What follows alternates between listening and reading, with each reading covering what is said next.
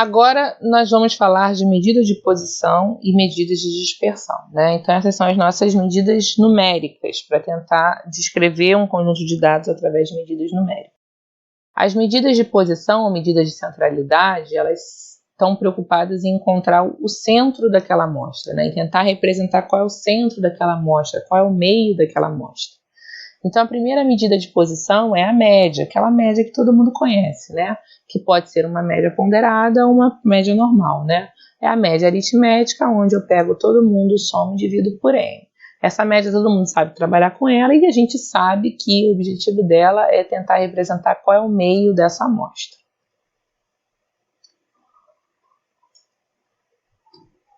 A segunda medida que a gente vai trabalhar é a mediana, tá? O que é a mediana? A mediana é a estatística, né, a medida que quer pegar o elemento do meio, tá? É uma outra forma de representar o centro, é pegando o elemento que está no meio. Então, para isso, eu tenho que pegar uma amostra e colocar em ordem crescente, ordenar ela do menor. O primeiro elemento vai ser o menor e o último elemento vai ser maior. Vou colocar em ordem crescente e quando eu coloco essa amostra em ordem crescente, o elemento do meio é a mediana.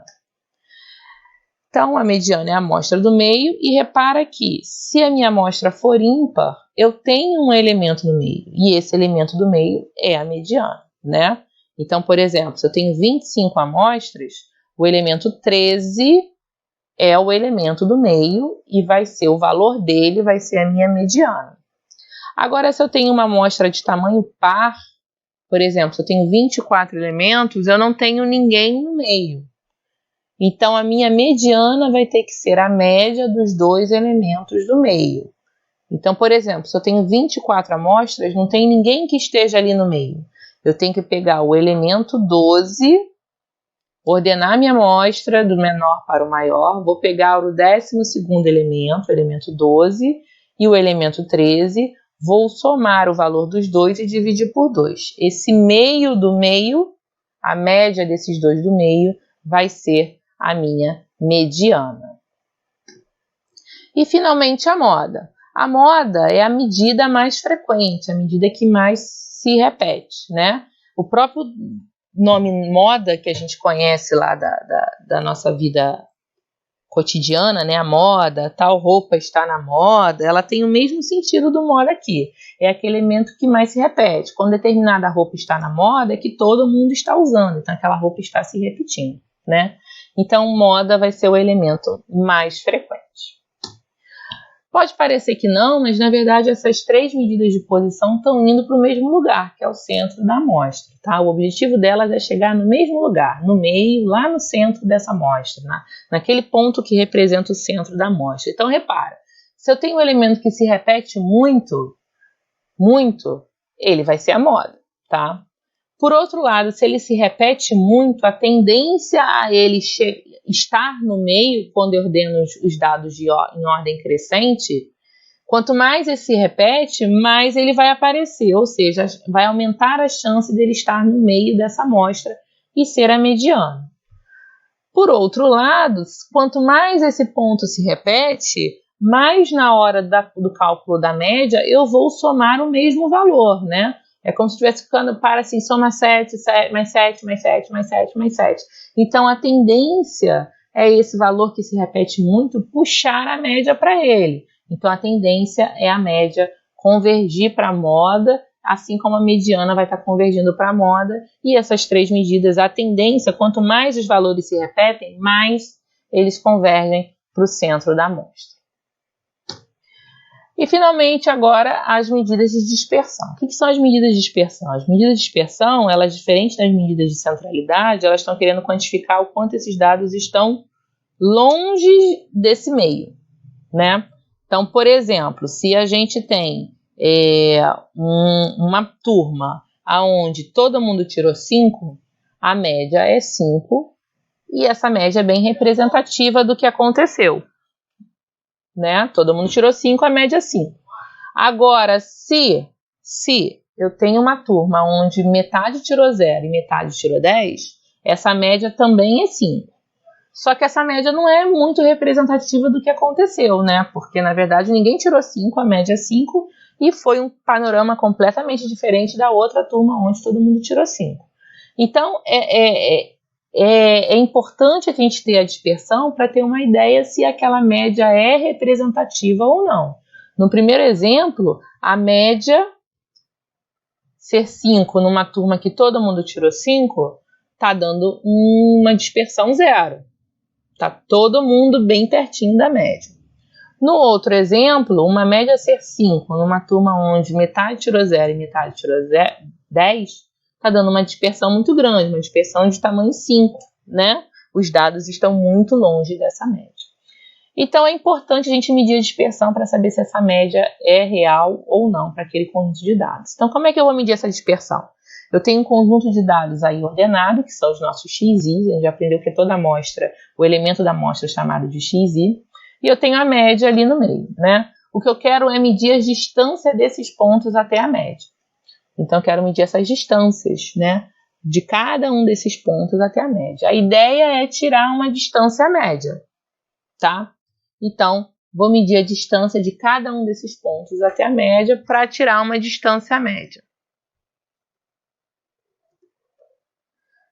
O problema é que quando eu for fazer essa distância média, né, se eu faço aqui, se o xi é maior do que o x barra, beleza, essa distância média é positiva. Mas quando o xi é menor do que o x barra, quando eu faço essa distância média, essa distância fica positiva. E repara que se a média está no meio, metade, ou tipo quase metade dos dados vai dar distância positiva, quase metade dos dados vai dar distância negativa. O problema de ter uma distância negativa é que quando eu somar, para fazer uma distância média, quando eu somar a distância positiva com a distância negativa, essas distâncias vão se anular. E isso vai dar 0, dizendo que tem dispersão 0, o que é uma mentira, não tem dispersão 0. Então, uma forma de controlar esse corte, né, essa dispersão virar 0, é tornar tudo positivo. Então, uma forma de tornar tudo positivo em matemática é elevando essas distâncias ao quadrado. Quando eu elevo a distância positiva ao quadrado, o resultado é também positivo. Agora, quando eu pego uma distância positiva e elevo ao quadrado, o resultado vira positivo. Então, eu só vou somar coisas positivas. Então, eu posso pegar todas essas coisas positivas, somar e tirar uma média, e aí eu vou ter uma distância média. E a isso a gente chama de variância. Eu somei todas as distâncias elevadas ao quadrado e tirei uma média pelo total de distâncias. Se eu tenho n pontos, eu vou ter n menos uma distância. Pensa só, se eu tenho 2 pontos, eu tenho uma distância entre eles. Se eu tenho 3 pontos, eu tenho 2 distâncias entre esses 3 pontos, né?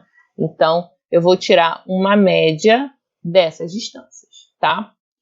Se eu tiver numa tabela de frequência, ou seja, se eu tiver dados se repetindo, eu não preciso somar a distância 2 vezes, né? É só, tem um dado que se repete 2 vezes, ele teria que subtrair 2 vezes pela média. Não precisa fazer isso, é só multiplicar por quantas vezes esse dado se repete, tá?